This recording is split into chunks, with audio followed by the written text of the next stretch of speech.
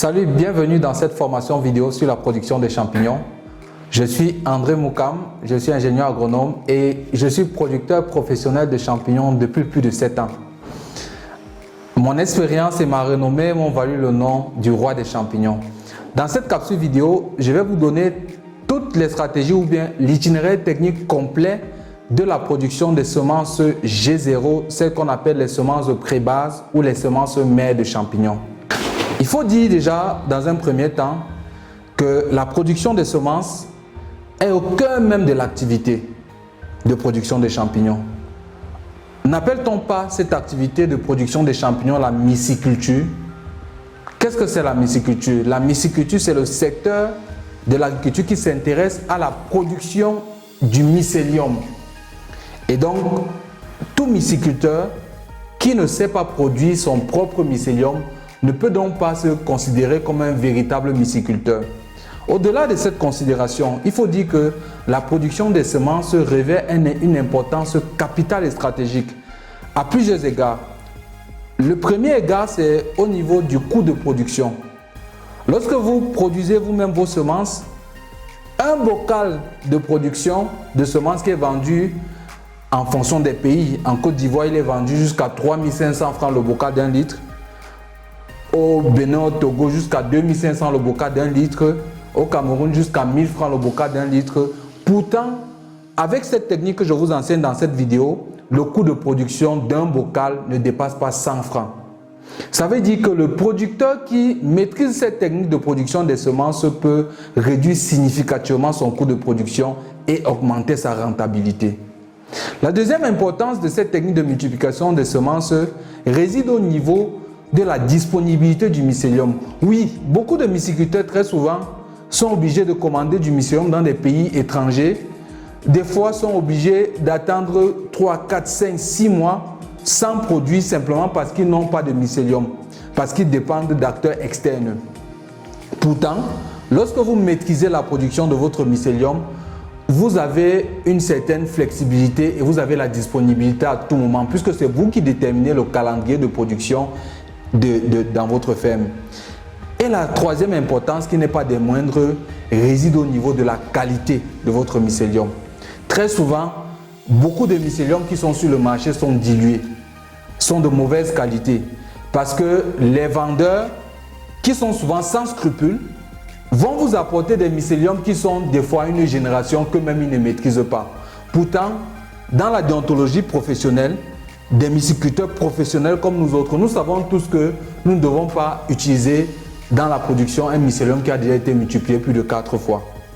Alors, la seule manière d'avoir l'assurance que votre mycélium est de bonne qualité, c'est de l'avoir fait vous-même. Donc voilà les 3 importances de maîtriser cette technique de production de mycélium. Une fois que j'ai donné l'importance de la production du mycélium, je vais vous rappeler et vous dire dans cette formation vidéo que beaucoup de gourous formateurs sur les réseaux sociaux dans le monde de la myciculture vous ont longtemps menti en vous disant qu'il faut tout un laboratoire pour produire vos propres mycéliums. Je vais démentir cela formellement aujourd'hui et fortement en vous disant que avec du matériel de cuisine et du confort de votre maison, vous pouvez produire ou cloner une souche de champignons, peu importe la souche. Il suffit juste d'avoir le matériel et il suffit d'avoir cette formation ou des compétences nécessaires pour ce faire. Donc je vais vous dire, avant de commencer, qu'il n'y a rien de sorcier là-dedans et que tout le matériel est disponible sur le marché local et on est loin d'être en milieu de laboratoire. Alors c'est quoi le matériel de production? On va commencer déjà par le matériel génétique, les champignons. Le premier matériel qui est important dans la production du mycélium, c'est le champignon. Alors, il faut dire que, parlant du champignon, le choix du champignon à cloner est très important.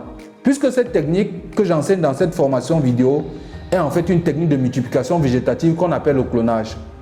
Le clonage, en fait, est une technique par laquelle on part d'un individu pour reproduire plusieurs autres individus qui sont rigoureusement identiques. Alors, si vous prenez un champignon qui est de piètre performance de production et vous décidez de le cloner, il est évident donc que les semences que vous obtiendrez par la suite seront de piètre performance. Donc, le choix du champignon à cloner est très important. Nous ici, dans le cadre de cette production que nous sommes en train de faire, nous sommes en train de cloner la variété de Pleurote Florida, qui est une variété que nous avons récemment importée d'un laboratoire très compétent en Belgique et que nous développons dans le cadre du réseau de producteurs qu'on accompagne. À côté du champignon, nous avons d'autres petits équipements. Notamment, il nous faut des boîtes de pétri, il nous faut des seringues, il nous faut, n'est-ce pas, du coton, de l'eau oxygénée, de l'alcool, il nous faut une balance, il nous faut du papier aluminium, du papier film, il nous faut des lames de bistouri, un cache-nez et il nous faut le matériel pour faire le milieu de culture. Et le matériel pour faire le milieu de culture n'est rien d'autre que des croquettes de chien qu'on va broyer en poudre et de l'agar-agar. Alors, l'un des éléments très importants qu'il te faut aussi, c'est le guide du semencier, le manuel technique que j'ai monté pour vous aider à réussir votre production. C'est un guide complet où j'ai détaillé en plus, c'est-à-dire que c'est un guide qui va avec cette formation vidéo où j'ai détaillé toutes les étapes de la production des champignons et surtout de la multiplication et de la production des semences. Alors, quand j'ai cité le matériel, je vais donc aller vous donner les différents dosages pour que vous puissiez réussir la manipulation. Déjà, il faut savoir que quand on veut cloner un champignon ou on veut faire une semence mère ou une semence de prébase, on va utiliser ce qu'on appelle un milieu de culture. Pourquoi un milieu de culture? Parce que généralement, le champignon a un état de chair, c'est-à-dire c'est des tissus. Et nous voulons le faire se transformer en mycélium. Et vous savez, le mycélium, c'est une moisissure qui a un aspect filamenteux. Il y a donc un passage d'état qui est très important. Et pour que ce passage d'état puisse se faire sans problème, il faudrait que le milieu de culture soit suffisamment riche. C'est pour ça qu'on va prendre des milieux importants. Ici, il existe plusieurs milieux qu'on peut utiliser dans le clonage d'un tissu de champignons. Je vais citer quelques-uns. L'un des plus populaires que beaucoup de gens utilisent souvent, c'est ce qu'on appelle le PDA, Potato Dextrose Agar.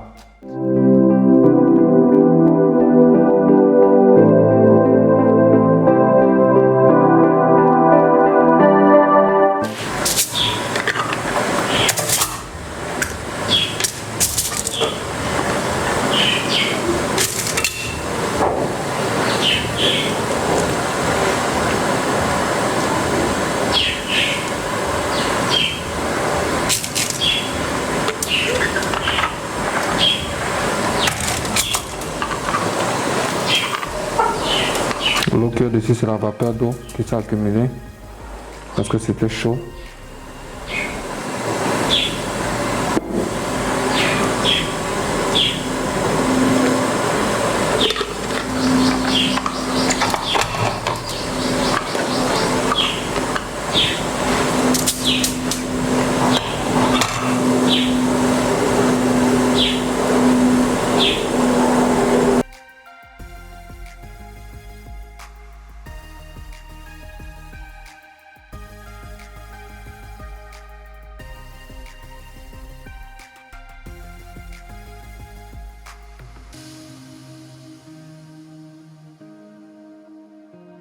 Donc, quand vous finissez d'inoculer, l'avant-dernière étape consiste à sceller les boîtes de pétri pour éviter que l'air ne pénètre à nouveau à l'intérieur et n'apporte de contamination.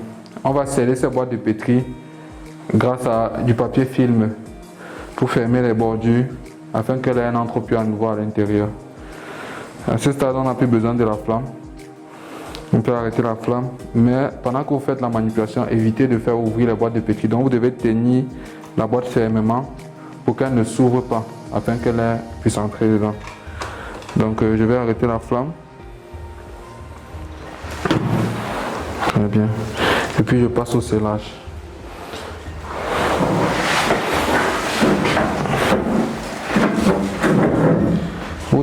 Pour faire cette opération, vous avez besoin d'aide. Donc, Oui, elle désinfecte ses mains. Et puis, on va utiliser le papier film pour serrer les boîtes. Il y a une manière particulière. Tiens. Comme ça. Voilà.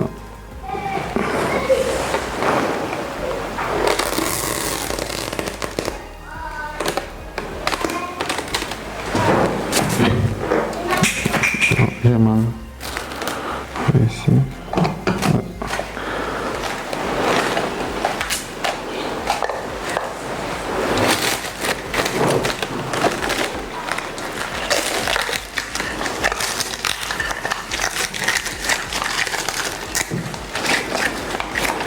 Comme ça, c'est fermé.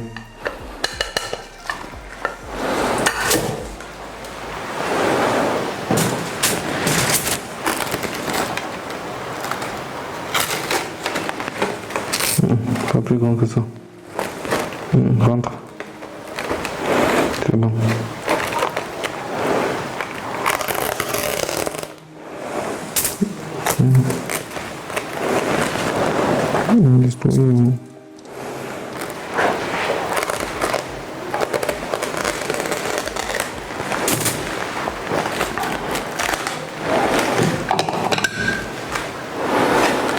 J'ai oublié de préciser qu'il ne faut pas incliner les boîtes, sinon les champignons que vous avez mis au centre vont aller se positionner à des extrémités, ce qui n'est pas bien.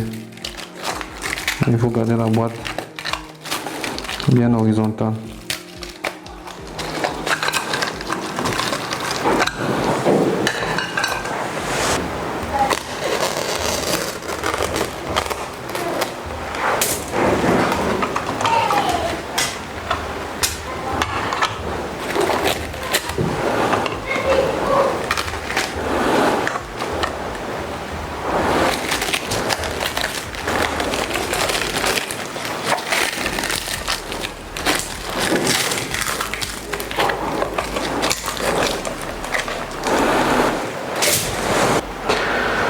Alors, une fois que les boîtes ont été scellées, vous pouvez les disposer dans une petite bassine, recouvrir avec un tissu propre et mettre dans une pièce qui est sécurisée. Peut-être vous pouvez poser dans un coin de votre chambre, sur une table, pas en bas du lit, pas dans le placard. Vous déposez juste dans un coin là où les enfants ne vont pas venir manipuler.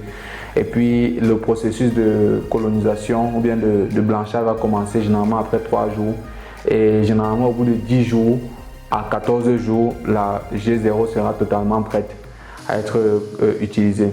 Alors, vous avez bien vu que nous l'avons fait dans un environnement qui n'est pas un laboratoire. Nous avons essayé de créer le maximum de conditions d'asepsie possible.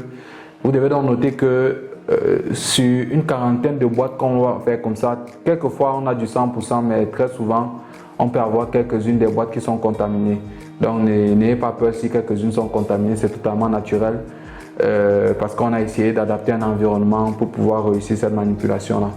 Donc c'était André Moukam, le roi des champignons dans cette formation vidéo.